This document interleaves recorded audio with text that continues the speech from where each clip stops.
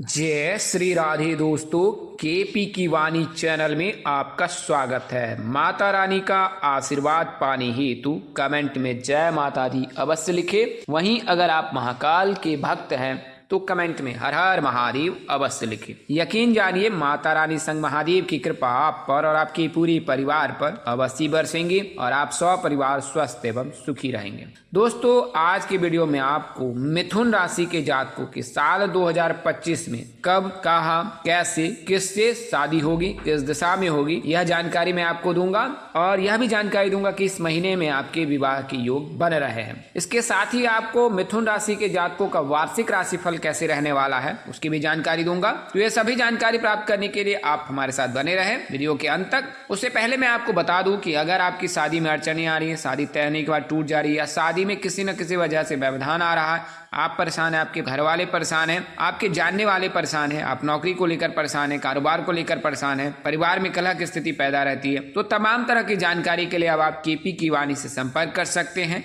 और अपनी कुंडली विश्लेषण करा सकते हैं और कुंडली बनवा भी सकते हैं और पूरी जानकारी प्राप्त कर सकते हैं। जब आप केपी की वाणी से विवाह की कुंडली बनवाते हैं तो आपको इसमें केवल विवाह संबंध की जानकारी दी जाती है और वहीं जब आप सामान्य कुंडली बनवाते हैं तो उसमें जीवन की पूरी जानकारी दी जाती है कि आपका स्वास्थ्य कैसा रहेगा, आर्थिक स्थिति कैसी रहेगी, किस क्षेत्र में आप उज्जवल करेंगे, बेहतर करेंगे, किस क्षेत्र में आपको नौकरी मिल सकती है, कारोबार करना उचित होगा, चरित्र कैसा रहेगा, स्वास्थ्य कैसा रहेगा, महादशा कौन कौन सी चल रही है, साढ़े साथी कभी चलेगी, शनि की ढैया कब चलेगी, किस समय में आपको किस प्रकार की सावधानी बरतनी है और स्वास्थ्य को लेकर किस प्रकार की समस्याएं हो सकती हैं। तो ये तमाम तरह की जानकारी अब आप केपी की वाणी से प्राप्त कर सकते हैं। वहीं जब आप विवाह की कुंडली बनवाते हैं तो उसमें आपको आपकी शादी कब होगी, कहाँ होगी, कैसे होगी, किससे होगी, किस दिशा में होगी, कितनी दूरी पर होगी, किस नाम से होगी, किस राशि से करनी चाहिए, जीवन साथी का रंग, रूप, स्वरूप, स्वभाव और उनका करियर कैसा होगा, आपका करियर कैसा रहेगा, अगर आप लव मैरिज करना चाहते हैं तो माता पिता की सहमति मिलेगी कि नहीं मिलेगी, ससुराल में घर द्वार कैसा होगा,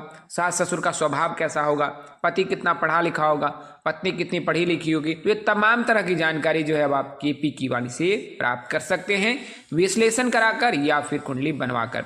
और इसके लिए मामूली शुल्क ली जाती है जिसे आप मेहनताना समझ सकते हैं। दोस्तों, अगर आप अपने दूसरे विवाह की जानकारी प्राप्त करना चाहते हैं तो भी संपर्क कर सकते हैं। अगर आप कुंडली मिलान कराना चाहते हैं, विवाह उपरांत वैवाहिक जीवन की जानकारी प्राप्त करना चाहते हैं तो भी आप संपर्क कर सकते हैं। आइए अब बिना वक्त गवाए पहले राशिफल जानते हैं और फिर मिथुन राशि के विवाह की जानकारी प्राप्त करेंगे। तो स्वास्थ्य की दृष्टि से साल 2025 कैसा रहने वाला है मिथुन राशि के जातकों के? तो खान पान में लापरवाही बिल्कुल ना करें। अगर लापरवाही करेंगे तो पेट संबंधी परेशानी हो सकती है। शुरुआत के महीने में कुछ परेशानी हो सकती है स्वास्थ्य को लेकर। शनि के देव की दृष्टि आपकी राशि से द्वादश भाव पर रहेगी जिसके कारण अक्सर आपको शरीर में दर्द की शिकायत हो सकती है, क्योंकि जब गुरु वर्तमान समय में जो है आपके द्वादश भाव में है तो गुरु जो है आपके द्वादश भाव को देख रहे हैं वृषभ राशि में रहने के चलते, और वह शनिदेव की दृष्टि आपकी राशि से द्वादश भाव पर रहेगी जिसके कारण आपको शरीर में दर्द की समस्या हो सकती है। प्रतियोगी परीक्षा की तैयारी कर रहे विद्यार्थियों को कुछ मानसिक तनाव की समस्या रहेगी। स्वास्थ्य को लेकर आपको सतर्क रहना है। जिन लोगों को हाई ब्लड प्रेशर की समस्या है, उच्च रक्तचाप की समस्या है, उन्हें अपना सेहत पर विशेष ध्यान देना है।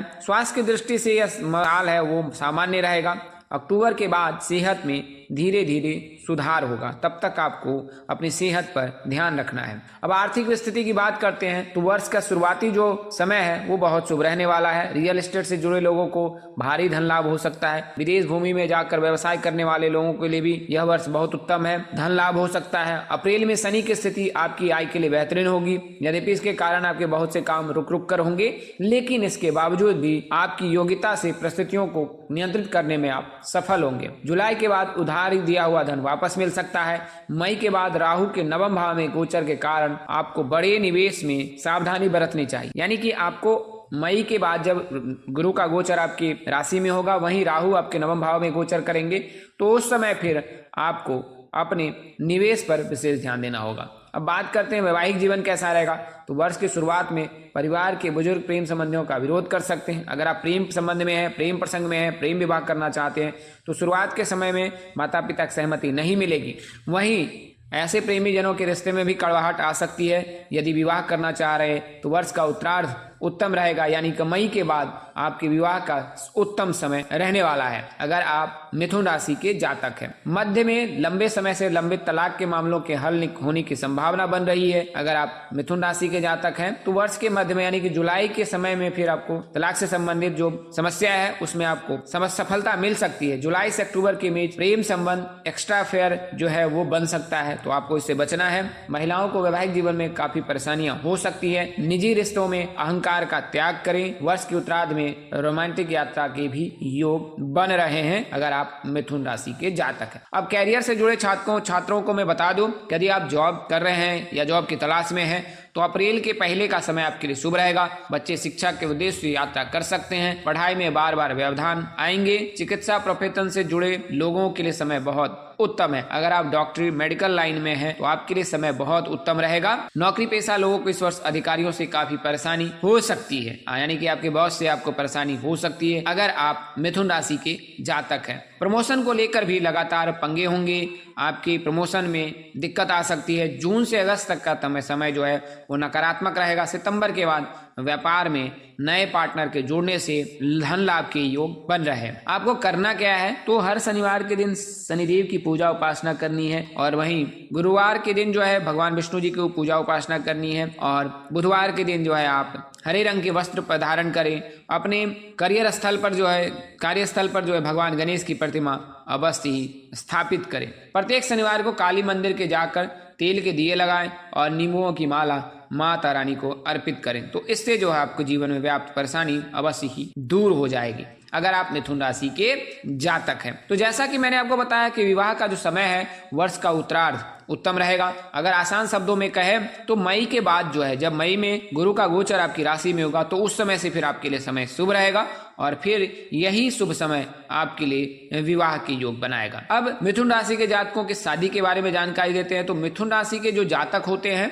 उनके जो है वर्तमान समय में यानी कि मई महीने तक, चूंकि गुरु द्वादश भाव में है तो गुरु के द्वादश भाव में रहने के चलते विवाह में दिक्कत होती है, और फिर उसके पश्चात जो है विवाह के योग बनेंगे, क्योंकि गुरु जो है आपके विवाह भाव को देखेंगे, और जब आपके गुरु विवाह भाव को देखेंगे तो आपके विवाह के योग बनेंगे। और वहीं बात करें अगर शुक्र की, तो शुक्र जब गोचर करेंगे तो उस समय भी आपके विवाह के लिए योग बनेगा अगर आप मिथुन राशि के जातक हैं। तो शुक्र कब गोचर करेंगे इसके बारे में जान लेते हैं, और फिर मिथुन राशि के बारे में आपको बता देता हूं कि गुरु के गोचर कब कब होंगे। तो शुक्र जो है वर्तमान समय में आपके राशि में जो गोचर करेंगे वो 26 जुलाई से 21 अगस्त तक रहेंगे। इस दौरान मिथुन राशि के जातकों के लिए शुभ योग बनेगा, और इस दौरान रिश्ते आ सकते हैं, रिश्ते की बातचीत हो सकती है, रिश्ते तय भी हो सकते हैं, और जो विवाह है वो नवंबर दिसंबर में हो सकता है अगर आप मिथुन राशि के जातक हैं। तो उससे पूर्व जो है विवाह के योग नहीं रहेंगे, क्योंकि विवाह जो है जून महीने तक ही विवाह मुहूर्त है, और उसके पश्चात फिर जुलाई से विवाह मुहूर्त है। जुलाई में विवाह मुहूर्त नहीं है, नवंबर और दिसंबर में है। तो